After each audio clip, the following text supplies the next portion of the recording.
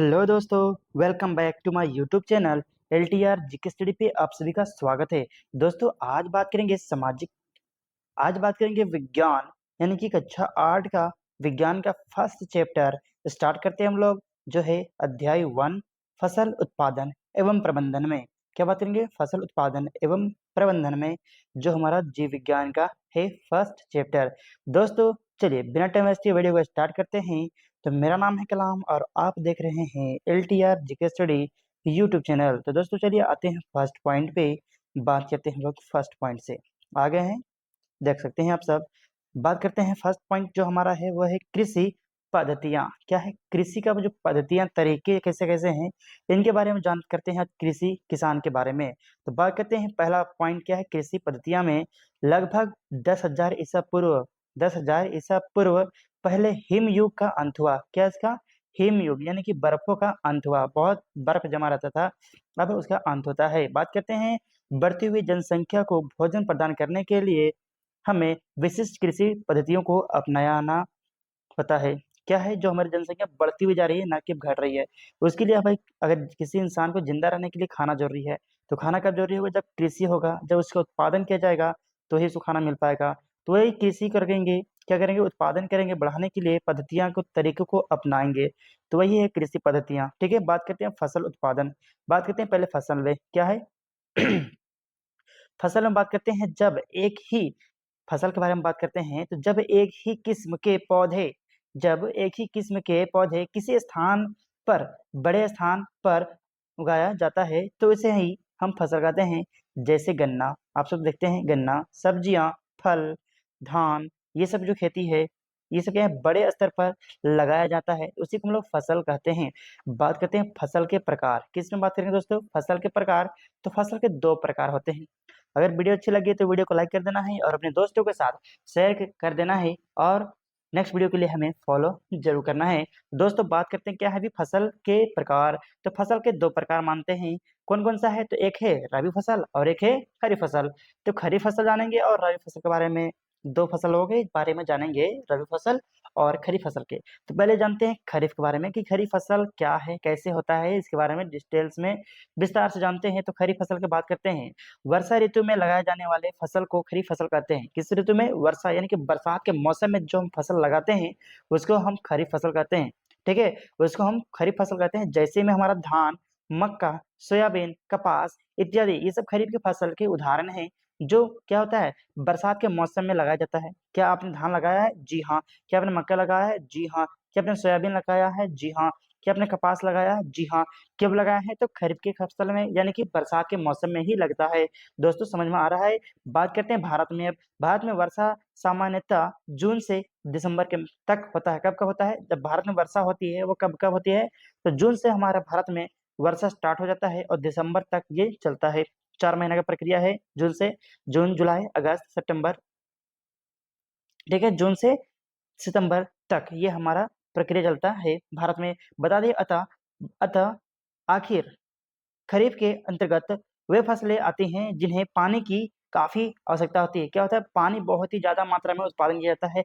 अगर आप किसान के बेटे या बेटियां हैं तो आपसे एक सवाल ये है कि आप एक सवाल का जवाब दीजिएगा कि 1 केजी धान उगाने में कितने पानी लगते हैं। ये आपको बताना है कमेंट में कि 1 केजी फसल उत्पादन करने में धान का कितना लीटर पानी लगता है उत्पादन करने में।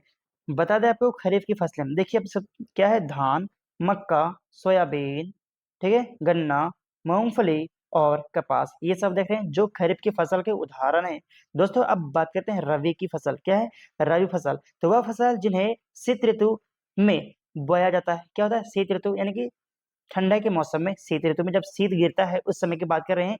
शीत ऋतु में बोया जाता है। भारत में उसे क्या समय है, अवधि क्या है, बात करते हैं। तो भारत में शीत ऋतु यानी कि अक्टूबर से मार्च तक होता है। कब से? अक्टूबर से मार्च तक आपका शीत ऋतु आ जाता है, जिसमें कौन कौन से फसल लगाए जाते हैं तो बता दें आपको। चना, मटर, सरसों इत्यादि, इससे बहुत सारे फसल हैं जो रबी की फसल हैं, जिसमें हम क्या है, इसमें कम पानी की आवश्यकता होती है। किसमें? रबी की फसलें में जो लगाते हैं कब हैं? तो अक्टूबर से, याद रखिएगा अक्टूबर से मार्च तक इसका काम होता है। दोस्तों अब बात करते हैं नेक्स्ट पॉइंट पे। क्या बात करेंगे? अब बात करेंगे नेक्स्ट पॉइंट पे। देखिए अब आते हैं नेक्स्ट पॉइंट पे हम लोग। अभी क्लियर कट बात करेंगे तो ये रबी के फसल के कुछ उदाहरण, जैसे गेहूं देख सकते हैं, चना देख सकते हैं और मटर, यहाँ आप सरसों और अलसी देख सकते हैं। ठीक है, ये सारा कुछ है जो अलकुसी के नाम से भी देहात में जानते हैं, वो अलसी की फसलें हैं। अब दोस्तों बात करते हैं कृषि पद्धतियां, फसलों के तरीके, कृषि के क्या क्या तरीके हैं इसके बारे में जानते हैं। कैसे कैसे कृषि करते हैं ना, खेती करते हैं, उसके बारे में जानते हैं। तो बता दें आपको, फसल उगाने के लिए किसान को अनेक क्रियाकलाप सम, सामयिक अवधियों में करने पड़ते हैं। क्या क्या करना पड़ता है, इसके एक एक करके बात करते हैं। तो पहला पॉइंट हमारा है, मिट्टी को तैयार करते हैं। जो किसान है पहला क्या करता है कि मिट्टी को तैयार करता है। ठीक है, मिट्टी को तैयार करने के बाद क्या करेगा, उसको बुआई करेगा। ठीक है ना, बुआई करेगा। उसके बाद जब बुआई करने के बाद क्या होगा, उसको फिर क्या करेगा, खाद और उर्वरक डालेगा। ठीक है, खाद और उर्वरक देंगे ना।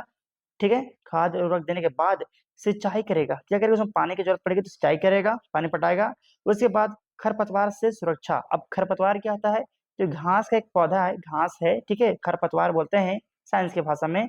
उससे सुरक्षा, पौधा सुरक्षा, जैसे कि अगर धान लगाएं तो उसमें एक्स्ट्रा पौधा उग गया, कोई कुछ और पौधे उग गए, ठीक है, पौधे उग गए, उन्हीं को हम लोग खरपतवार कहते हैं। उसके बाद क्या बोलेंगे, कटाई। उसके बाद कटाई करेंगे। उसके बाद भंडार गृह, क्या है, भंडार के बारे में जानेंगे, कहाँ रखना है नहीं रखना है इसके बारे में विस्तार से। तभी ये 7 जो पॉइंट है ना, उसको अभी कंटिन्यू करेंगे, टक लगा के देखिएगा अंत तक। अगर वीडियो अच्छी लगी ना तो वीडियो को लाइक कर देना है और अपने दोस्तों के साथ शेयर कर देना है। और तो और नेक्स्ट वीडियो के लिए हमें फॉलो जरूर करना है। तो बात करते हैं टैक्टिकल लगा के देखना है। अब चलते हैं फर्स्ट पॉइंट से। अभी 7 पॉइंट अभी इसमें क्लियर करेंगे, उसके बाद अभी और आगे है, देखिएगा। ठीक है, बात करते हैं पहले मिट्टी को तैयार करना। तो कैसे तैयार करते हैं इसके बारे में जानते हैं। तो बता दें आपको, इसमें किसान मिट्टी की जुताई करता है। क्या करता है, मिट्टी को जोतता है। उसके बाद जोतने के बाद उसमें बहुत सारी कृषि औजारों का इस्तेमाल होता है। अब किस किस औजारों का होता है, जैसे कि बताएंगे भी आगे, देखिएगा।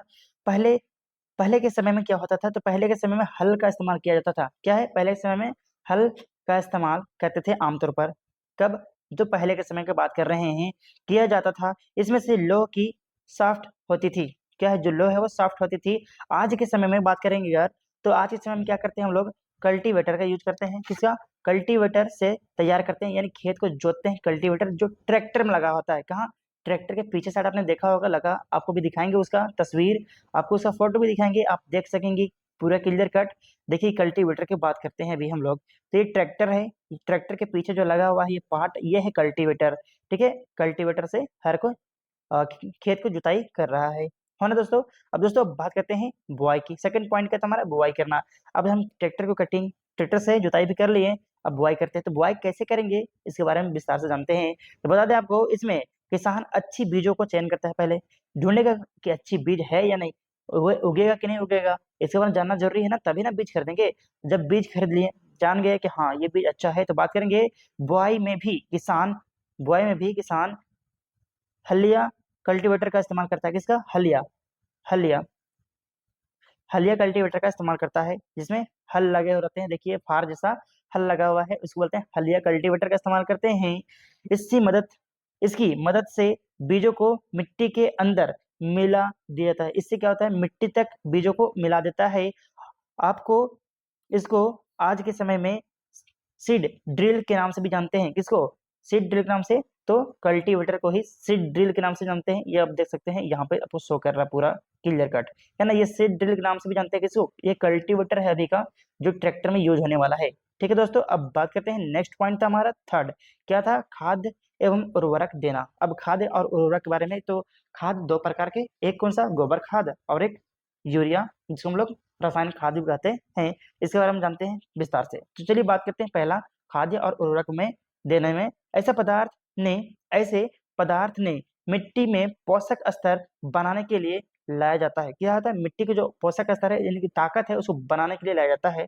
उन्हें खाद और उर्वरक कहते हैं, उन्हें खाद और उर्वरक कहते हैं। दोस्तों बता दें आपको, आमतौर पर खाद जो है वो आमतौर पर हमें गोबर और मानव अवशिष्ट, जो गोबर है उससे, और मानव का जो बचा हुआ खाना या कुछ भी उसका अवशिष्ट से, और पौधा के अवशेष से, विघटन से प्राप्त होता है। जो पौधे पत्तियां हैं उनकी टूट टूट के टहनियों को गिला करके जो हम बनाते हैं, उसका अवशिष्ट, उसकी बचत से ही हमारा बनता है, वो है खाद। ठीक है, बता दें आपको। बात करते हैं नेक्स्ट पॉइंट पे, जबकि उर्वरक फैक्ट्री में तैयार होता है। जो उर्वरक वो क्या होता है, फैक्ट्री में तैयार किया जाता है। उर्वरक से मिट्टी को ह्यूम्यू नहीं मिलता, जो ताकत है वो असली वाला वो नहीं मिल पाता, जबकि खाद से मिट्टी को प्रचुर मात्रा में ह्यूम्यू मिलता है। जो ताकत है, एनर्जी है, वो खाद से ज्यादा मिलता है बजाय किसके, तो उर्वरक के। दोस्तों अब बात करते हैं नेक्स्ट पॉइंट पे। किससे बात करेंगे, अब बात करेंगे हम लोग नेक्स्ट पॉइंट पे। यहाँ आप देख सकते हैं, भी आपको तस्वीर दिखाएंगे, ये गोबर खाद की तस्वीर दिखा रहे हैं, देख सकते हैं आप, क्लियर कट आपको शो कर रहे हैं, जिसमें आपको एनर्जी ज्यादा देता है किसको, तो पौधों को। कौन, गोबर खाद, किसके बजाय, तो उर्वरक खाद के बजाय। दोस्तों अब बात करते हैं नेक्स्ट पॉइंट हमारा सिंचाई। क्या था, सिंचाई यानी कि पानी पटाने के तरीका। ठीक है, बात करते हैं कैसे कैसे पानी पटाते हैं, बहुत सारे बात करते हैं। किसान पौधों को पानी देने के लिए बहुत सारे स्तरों का इस्तेमाल करते हैं, बहुत सारे तरीके का इस्तेमाल करते हैं। इस इसे हम सिंचाई के नाम से जानते हैं, इसी को हम सिंचाई के नाम से जानते हैं। सिंचाई के मुख्य स्रोत कौन कौन से हैं, तो बात करते हैं, पहला कुआं हो जाएगा, तालाब हो जाएगा और वेल इत्यादि। ये 3 प्रकार के आपको स्रोत हैं जो पानी पटाने में सहायता करते हैं। देखते अब ये पानी पटाया जा रहा है नहर बना करके, है ना। सिंचाई की 2 आधुनिक विधियां छिड़काव और ड्रिप तंत्र है। क्या है, जो अभी के जो तरीके हैं ना पानी पटाने का, वो 2 तरीके हैं। उनमें से पहला कौन सा है, तो पहला है छिड़काव तंत्र और दूसरा है ड्रिप तंत्र। तो जानेंगे अभी एक एक करके छिड़काव तंत्र और ड्रिप तंत्र के बारे में। तो वीडियो को टक लगा के अंत तक देखना है, तो आपको क्लियर पूरी सब्जेक्ट हो जाएगी। ठीक है, तो वीडियो अगर अच्छी लगे ना तो वीडियो को लाइक करना है दोस्तों, और अपने दोस्तों के साथ शेयर कर देना है। और तो और नेक्स्ट वीडियो के लिए फॉलो जरूर करना है। और तो और आपको मैं बता दूं, फ्री क्लास मिलता है यहाँ पे हमारे चैनल में, जो आपको हर एक क्लासेस मिलता है, प्रोवाइड करते हैं। दोस्तों अब बात करते हैं ड्रिप तंत्र की, पहले चर्चा करते हैं कि ड्रिप तंत्र क्या होता है, किसे कहते हैं, पहले समझते हैं ड्रिप तंत्र।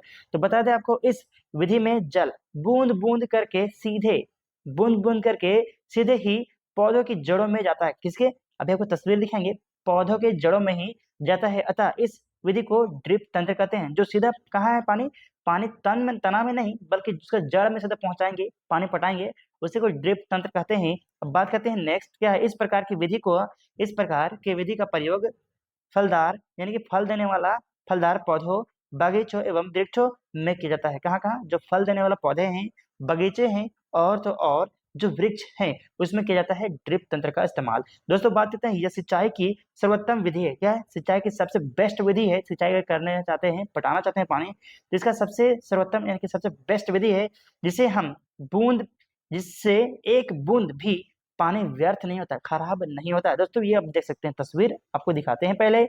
ये है तस्वीर ड्रिप तंत्र की, जिसमें आप देख सकते हैं यहाँ पे छिद्र छिद्र होगा, जहां पर पेड़ पौधे लगे होंगे ना, वहां पे छिद्र होगा, और वहां से डेली बूंद ब बूंद पानी टिपक टिपक कर पड़ता है अपने आप। दोस्तों अब बात करते हैं नेक्स्ट पॉइंट पे, क्या है, छिड़काव तंत्र की। किस पे, छिड़काव तंत्र पे बात करते हैं। तो बात करते हैं, असमतल भूमि के लिए ऐसे स्थान जहां जल की मात्रा कम हो इस विधि में सीधे पाइपों के ऊपर सिरों पर घूमने वाले नोजल नोजल लगे होते हैं। अभी आपको तस्वीर उसको दिखाएंगे। ठीक है, बात करते हैं नेक्स्ट पॉइंट, सभी पाइप एक निश्चित दूरी पर मुख्य पाइप से जुड़ा, जो इम्पोर्टेंट जो मुख्य पाइप है सबसे उससे जुड़ा रहता है। जितने सारे पाइप है, ये सारा पाइप ऐसे स्टेप से, तो वो सब एक पाइप से जुड़ा रहता है। बात करते हैं अभी, जुड़ा रहता है। जब मुख्य पाइप में जल का प्रवाह किया जाता है, जब मुख्य पाइप में जल यानी कि पानी जाता है, तो वह छोटे पाइपों में होता हुआ घूमते हुए नोजल यानी कि फुहारा जैसा मारेगा, घूम घूम के तक पहुंचाता है। ठीक है, और बाहर निकल जाता है। दोस्तों बात करेंगे अभी, ये छिड़काव तंत्र ऐसा लगता है जैसे वर्षा हो रही है, घूम घूम के आपको फुहारा जैसा पानी छिड़क छिड़क के मारेगा, बरसात के जैसा लगता है। इस प्रकार का छिड़काव लॉन यानी कि लॉन्ग कॉफी की खेती के लिए अत्यंत महत्वपूर्ण है। कौन सा, छिड़काव वाला जो तंत्र है वो। ठीक है दोस्तों, अब बात करते हैं, आपको तस्वीर दिखाते हैं पहले, है ना। देखिए आपको तस्वीर दिखाते हैं, यहाँ पे आ जाते हैं हम तस्वीर में। देखिए ये आपको देख रहे हैं, क्या है, छिड़काव तंत्र, इसी को बोलते हैं छिड़काव तंत्र। आपको देखिए लग रहा है बरसात के मौसम में बरसात कर रहा है, इस टाइप से आपका हो रहा है। दोस्तों अब बात करते हैं खरपतवार से सुरक्षा। क्या होता है खरपतवार, इसके बारे में विस्तार से जानते हैं, है ना। तो दोस्तों अगर वीडियो अच्छी लगी ना तो वीडियो को लाइक करना है दोस्तों, आपसे कोई फी नहीं मांगा जा रहा ना, सिर्फ लाइक किया हम बोल रहे हैं। तो आप सिर्फ लाइक कर दो, जल्दी से एक लाइक कर दें, और हमारे चैनल में अगर नए हैं तो चैनल को सब्सक्राइब कर लें, और तो और वीडियो को शेयर भी कर देना है आपको, है ना। दोस्तों अब बात करते हैं खरपतवार से सुरक्षा कैसे। तो खरपतवार पहले जानते हैं क्या होता है। घास की एक प्रजाति है जिसको हम लोग खरपतवार खरपतवार कहते हैं। घास जो अगर मान लीजिए धान लगाए उसमें एक्स्ट्रा घास उग गया, उसे हम लोग खरपतवार कहते हैं। आपको बता दें अभी खेत में कुछ फसल के अलावा वांछित पौधे उग जाते हैं। अगर फसल को लगाया गया तो कुछ और पौधे उग गए उसमें, ठीक है, उन्हें ही हम खरपतवार कहते हैं। खरपतवार हटाने की प्रक्रिया को निकाई कहते हैं। क्या कहते हैं? जब उसको हटाने का तरीका है उसको निकाई यानी कि निकालना कहते हैं। हम कुछ रसायनों का प्रयोग भी खरपतवार को नियंत्रित करने में किया जा सकता है। अगर दवा उसका भी आता है, आप उसको दवा भी डाल सकते हैं जिसको जो घास फूस एक्स्ट्रा हो जाता है उसको कम करने में, जिन्हें खरपतवार नसी खरपतवार नाशी से नाशी के नाम से जाना जाता है। खरपतवार नाशी के नाम से जाना जाता है। दोस्तों अब बात करते हैं खरपतवार में कई अन्य वांछित पौधों को खरपतवार कहते हैं। किसी किसान खरपतवार हटाने के लिए कई तरीके अपनाते हैं। तो बात करते हैं एक एक करके विस्तार जानते हैं कैसे कैसे हटाता है खरपतवार को अपनी फसल से। तो पहला पॉइंट बात करते हैं हाथों से जड़ सहित तोड़कर या फसल उगाने से पहले मिट्टी को तैयार करके, ठीक है, मैंने कि अगर घास फूस लगा हुआ उसको जोत के पूरा उसको गला देंगे तो वहाँ क्लियर हो जाएगा। और या फिर अगर पौधे लग गए हैं तब उसको कबाड़ के हटा सकते हैं। अभी आपको तस्वीर दिखाएंगे उसका भी।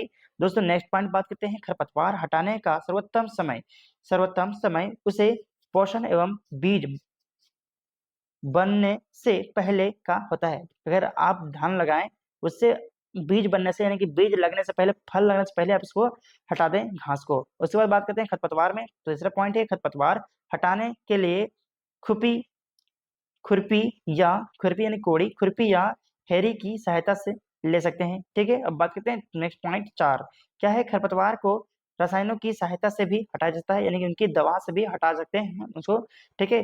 बात करते हैं जिनमें 2 से 4 दिन मुख्य खरपतवार नाशी होता है। अगर आप 2 से 4 दिन लगा रहे धान को उसके बाद आप ये खरपतवार नाशी दवा को दे सकते हैं। दोस्तों अब बात करते हैं खरपतवार नाशी का प्रयोग करते समय ध्यान रखना बहुत जरूरी है कि मुंह और नाक पर कपड़ा लपेट लेना चाहिए, ठीक है। अब बात करते हैं नेक्स्ट पॉइंट है वो है निकाई।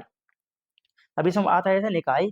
तो बात करते हैं खरपतवार को हटाने को निकाई कहते हैं। जब अगर किसी घास को हटाते हैं तो उसको निकाई कहते हैं। खेतों में निकाई करना यानी कि निकाई आप जान सकते हैं, निराई यहाँ लिखा हुआ है लेकिन निकाई होता है, ठीक है।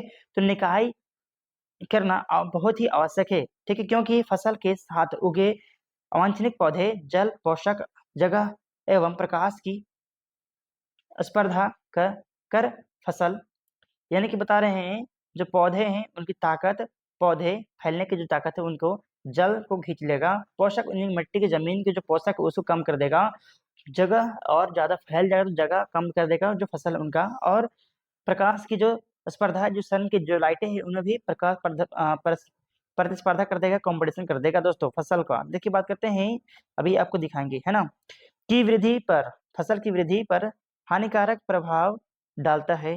फसल काटते समय ये भी बाध्य उत्पन्न होता है कि काट रहे हैं तो घास आगे बीच में तो काटने में दिक्कत होता है। कुछ खरपतवार को विषैले भी कहते हैं जो मनुष्य और पशुओं के लिए हानिकारक होता है। किसके लिए? जहरीला होता है, विषैला होता है जिसमें मनुष्य और पशुओं के लिए हानिकारक होता है। अब देख रहे हैं यहाँ पे निकाल रहा है एक किसान अपने खेतों से किसको खरपतवार कर रहा है। जो आपको दिख रहा है यहाँ पे बहुत सारे आपको देख रहे हैं यहाँ पे क्या है, घास, बहुत सारे प्रकार के घास है जिसको हम लोग खरपतवार कहते हैं। और ये निकाल रहा है, हटा रहा है तो उसको निकाई बोलते हैं या निराई बोलते हैं, ठीक है। दोस्तों अब बात करते हैं रसायन की। किसकी बात करेंगे? रसायन के तरीके से भी हम हटा सकते हैं ना। खरपतवार पर नियंत्रण के लिए उपयोग किया जाता है। बात करते हैं सामान्य विज्ञान की वह शाखा है जो भौतिक अवधारणाओं के आधार पर रासायनिक प्रणालियों में घटित होने वाली परिघटनाओं व्याख्या करता है। दोस्तों बात करते हैं नेक्स्ट पॉइंट पे। आप यहाँ पे देख सकते हैं छिड़काव कर रहा है किसकी? तो कीटनाशी यानी कि दवा का। दोस्तों अब बात करते हैं क्या है नेक्स्ट पॉइंट। 7 पॉइंट थे तो ये पॉइंट नंबर 6 है कटाई करना। अब धान को कटाएंगे तो किस किस माध्यम से काट सकते हैं धान को? तो देखिए बात करते हैं जब फसल तैयार हो जाती है तो उसको काटा जाता है जिसे हम कटाई कहते हैं, है ना। बात करते हैं फसल काटने के लिए हम हार्वेस्टर का इस्तेमाल भी करते हैं। अभी का जो टेक्नोलॉजी है वो हार्वेस्टर का इस्तेमाल भी करते हैं। दोस्तों बता दें कटाई की गई फसल से भूसे और दानों को अलग कर दिया जाता है। है ना, जिसे हम थ्रेसर के नाम से भी जान लेते हैं। अगर जब धान कटवा दिए उसके बाद थ्रेसर का इस्तेमाल करते हैं, जिससे भूसा अलग और धान अलग हो जाता है। आधुनिक समय में काटने के लिए कंबाइन का इस्तेमाल किया जाता है, जिसको हम लोग क्या बोलते हैं, हसुआ। ठेठ भाषा में हसुआ बोला जाता है। कंबाइन का इस्तेमाल करते हैं।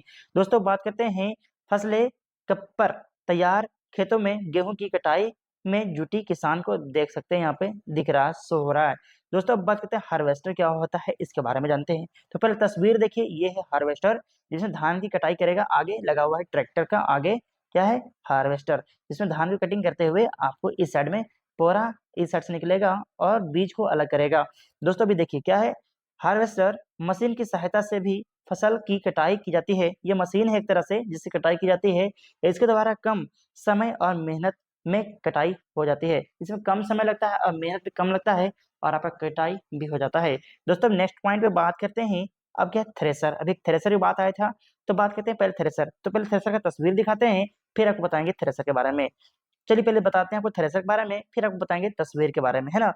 देखिए क्या है, से काटी गई फसल से बीजों दानों को भूसे से अलग करना। क्या है, जो बीज है उसको, धान के जो बीज है उन भूसों से अलग करना, उसी को करना को ही थ्रेसर कहते हैं, जो अलग करता है।